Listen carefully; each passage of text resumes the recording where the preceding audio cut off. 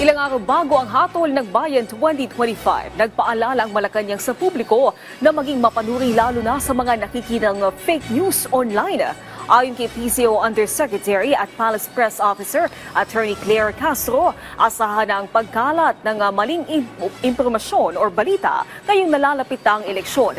Kaya panghihikayat niya sa mga botante maging mapanuri sa mga paniniwalaang impormasyon na posibleng makaapekto sa kanilang pagboto. Pinaalalahanan din niya ang publiko na huwag ibenta ang dignidad o isaalang-alang ang bansa para sa interes ng iba. Iginiit din ng palasyo na bagaman bukas ang pamahalaan sa pambabatikos, dapat ay base ito sa ebidensya at may basehan. Wala din umanong nakikitang problema ang palasyo sa pagkakaroon ng international observers sa halalan basta't ito ay magiging patas.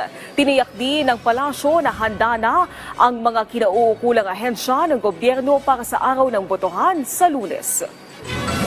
Maging mapagmatsyag at huwag niyo pong ibenta ang inyong dignidad.